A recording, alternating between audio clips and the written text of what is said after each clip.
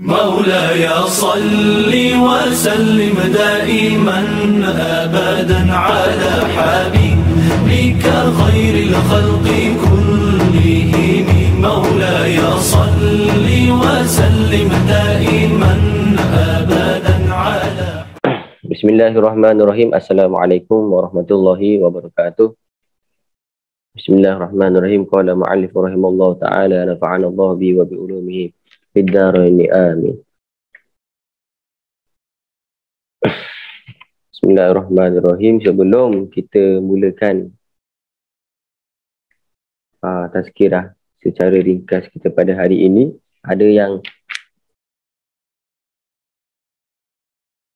nak ulang?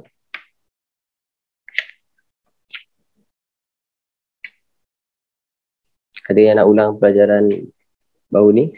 Kalau tak ada, saya akan teruskanlah.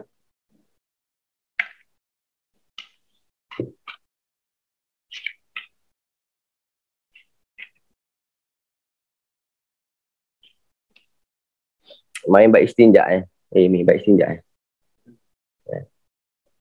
kita akan lanjutkan lagi, teruskan lagi dalam bab istinja. Tetapi ini lebih kepada bukan syarat ataupun bukan rukun, tetapi lebih kepada perkara-perkara yang mendatangkan hasanah kepada kita. Maksudnya perkara-perkara yang di dalam, walaupun benda itu nampak perkara yang hina, perkara yang kotor, tetapi kalau perkara itu dia disertakan dengan agama, maka dia jadi mulia. Dan perkara tersebut, kalaulah dia tu nampak macam bagus, nampak macam elok, tapi kalau tidak ada agama di situ, maka tidak akan ada kemuliaan di sisi Allah Subhanahu Wa Taala. Maka sebagai contoh, ulama memberitahu Allah Subhanahu Wa Taala bercerita kepada Nabi Muhammad sallallahu alaihi wasallam, yang Nabi sallallahu alaihi wasallam bersabda, innamal a'malu bil khawatim. Sesungguhnya amal seseorang itu Allah Subhanahu Wa Taala tengok bila? Pada penghujung hayat dia. Okey. Akan tetapi kita tidak dapat untuk menghukum seseorang walaupun kita tengok dia mati dalam toilet. Yang seorang ni mati dalam masjid, so kita tak boleh nak menghukumi orang ni dia mati dalam toilet, so dia hina. Belum tentu lagi. Dia mati dalam masjid, dia orang yang mulia, belum tentu lagi. Makalah di sini pentingnya adanya yang namanya amalan. Faham? Walaupun dia mati, dia diangkat, dia diambil roh dia, nyawa dia ketika dia berada di dalam toilet, tetapi ketika itu dia mengamalkan adab-adab di dalam toilet, dia mengamalkan sunnah baginda Nabi SAW, dia mati dalam mengamalkan sunnah Nabi. Tetapi ada orang mati dalam masjid, tetapi mati masih nak pergi merembat tong masjid, tabung masjid, nak pergi curi tabung masjid, mati dalam masjid nak ambil lepas tu rupa-rupanya tong dia tu besi, ada kara ni mati kat situ. Innalillahi wa inna ilaihi raji'un. Walaupun dalam masjid, tetapi dalam melakukan perkara yang Allah Subhanahu Wa Taala murka. Oleh sebab itu, walaupun di dalam tandas, maka kita perlu untuk menitik beratkan yang namanya adab. Lebih indah disebut dengan sunnah-sunnah ketika berada di dalam toilet. Siapa kat sini hafal doa masuk toilet? Ni, baca doa masuk toilet dulu.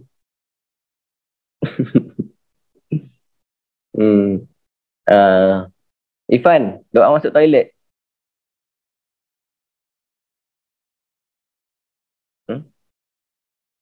Tak tahu juga.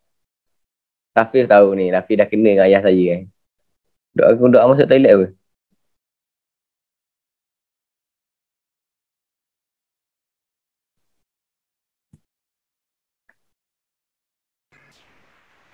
Masuk toilet.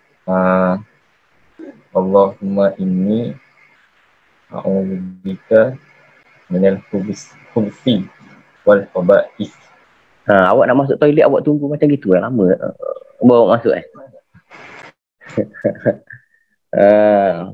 benda yang hari-hari kita buat adalah masuk toilet. Alangkah ruginya. Di antara kelebihan yang Allah Subhanahu Wa Taala berikan kepada orang yang masuk toilet, dia baca doa toilet, jin ataupun syaitan dia tak dapat nak goda dia di dalam toilet, tak dapat tengok. So jangan bangga pakai baju masuk toilet tak baca doa, jin tengok. Mulalah jin suka. Faham? Doa keluar tandas, Rafif kena ambil package. Awak masuk toilet saja ke awak keluar juga? Awak keluar, so awak kena tahu doa ni. Apa doa ni?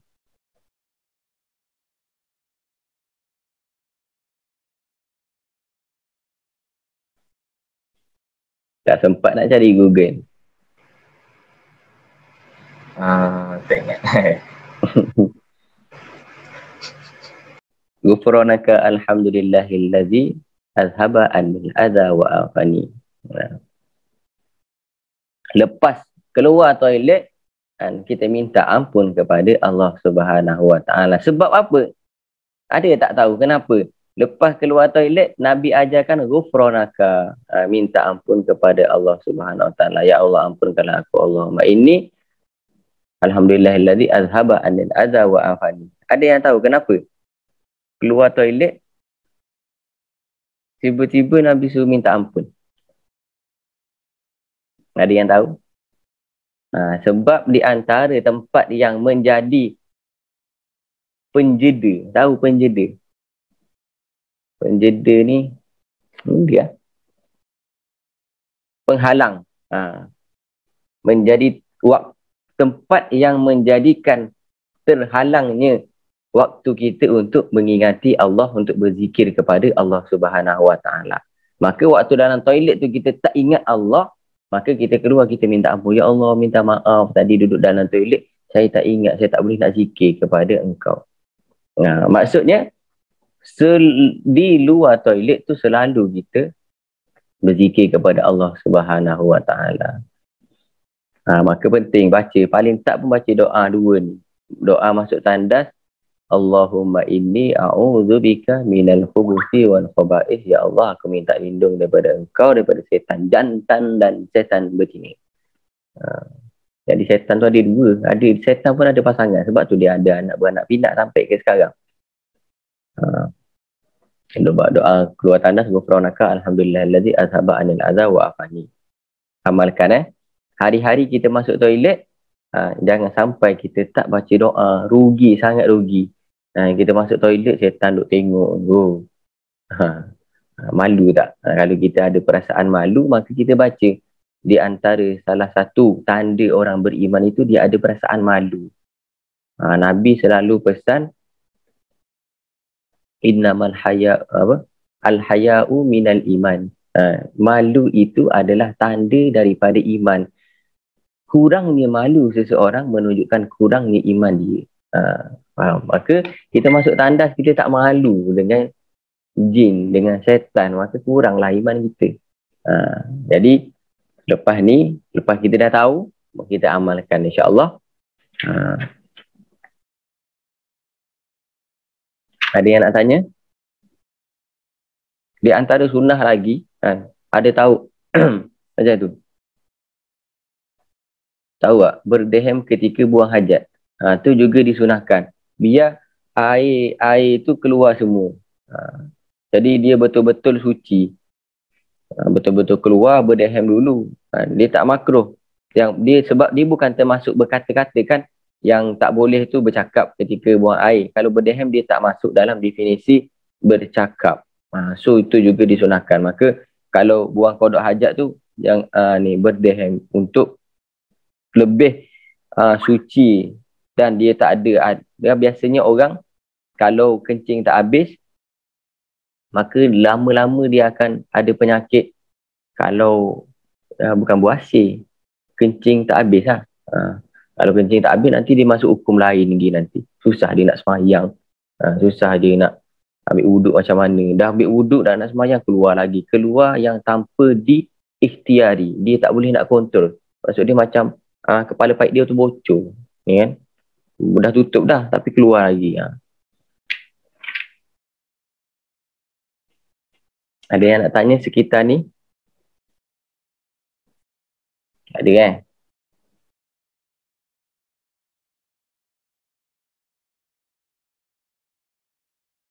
Maka mungkin itu saja. Pendek saja hari ini. Jangan lupa amalkan doa-doa. Kalau Siapa tu? saya Akilah rambut cahaya cantik pula kan. Ya? Betul ke sekarang, dulu kita diajar bila kita membuang das besar kena tutup kepala. Tapi sekarang benda tu kata tak. Benda tu hanya sekadar berkata-kata, minta pohon pencerahan lah. Mandi besar? Berak. Oh, mandi besar. Oh, dia macam ni. Di antara sunnah untuk buang hajat itu adalah di antaranya menutup kepala. Menutup kepala ni di antaranya adalah apa? Menutup kepala adalah di antara termasuk kesunahan ketika qada'ul hajat. Tutuplah dengan apa saja, ada dengan tuala kecil. Sebab pada waktu itu sebahagian riwayat mengatakan bahawasanya setan tu dia berak dekat kepala kalau tak tutup. Maka orang-orang tua dulu, zaman dulu sebab orang tak mengaji lagi jadi kalau cerita dalil pun buat apa nak cerita dalil, sebab dia pun tak mengaji. Faham? Kalau orang zaman sekarang ni dia tahu dalil tapi tak tahu nak praktik, tahu dalil tapi tak tahu nak amal. Itulah masalahnya sekarang yang terjadi di umat sekarang ni. Tahu dalil tapi tak tahu nak amal. Sebab tu Al-Imam Al-Ghazali mengatakan bahawasanya man izdada ilma wa lam yazdad huda lam yazdad minallah illal huda. Ni sangat bahaya. Kita kena ingat apakah itu kata-kata Al-Imam Al-Ghazali?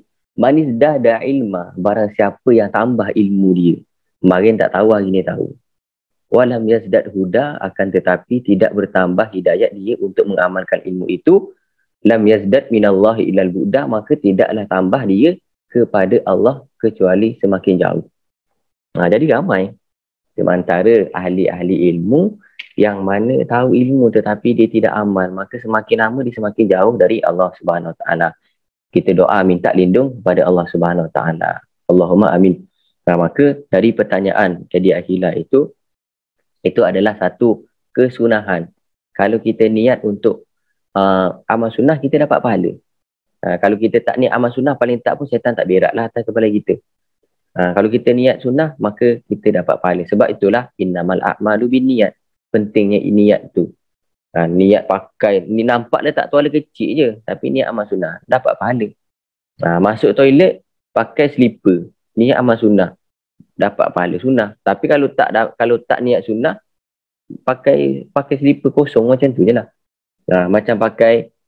Macamlah banyak kesunahan yang boleh kita buat, tetapi kita ingat kita perlu kepada niat. Pakai songkok tapi tak niat sunnah, tak dapat pahala sunnah. Pakai jubah tapi tak niat sunnah, tak dapat juga. Faham? Jadi niat tu penting. Walaupun satu perbuatan kita masukkan beribu niat, beribu pahala. Faham?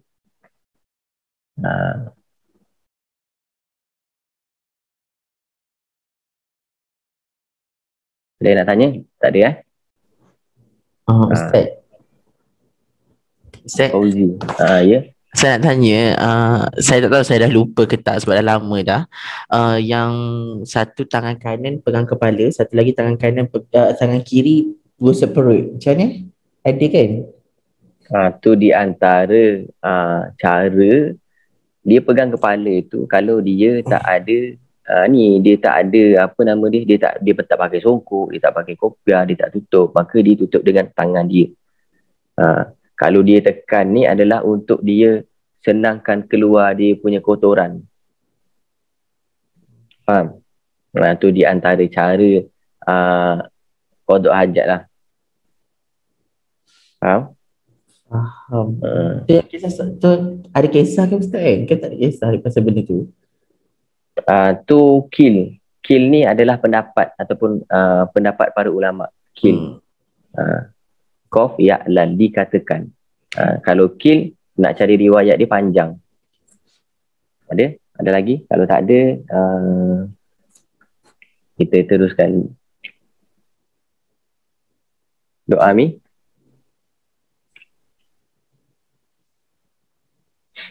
Bismillahirrahmanirrahim. Maulaya salli wa sallim daiman abada ala habibika khairil khalqi kullihim huwal habibul ladzi turja syafa'atuhu fi kulli hawlim minal لمقتهب يا ربي بالمصطفى بلغ مقاصدنا اغفر لنا ما مضى يا واسع الكرم يا أرحم الراحمين يا أرحم الراحمين يا أرحم الراحمين فرج على المسلمين.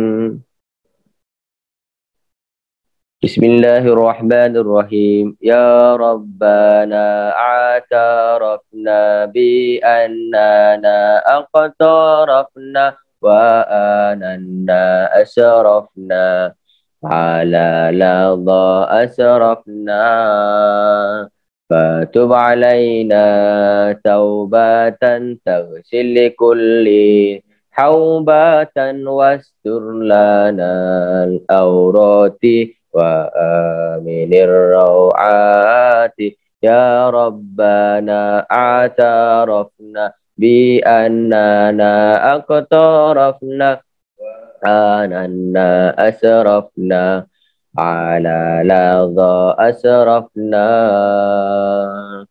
waghfir li walidina rabbi wa mauludina wal ali wal ikhwani wasairil khillali ya Rabbana a'tarafna li annana aqtarafna wa ananna asrafna ala ladha asrafna fadlaw wajudan manna la biktisabi minna bil Mustafa Rasulih nahdha bi kulli suli. Wabillahi taufiq wal hidayah. Assalamualaikum warahmatullahi wabarakatuh. Jangan lupa 10 adab bekerja. Bekerja dari rumah, maka semakin berat adab yang nombor berapa? Amanah. Wabillahi taufiq wal hidayah. Assalamualaikum warahmatullahi wabarakatuh.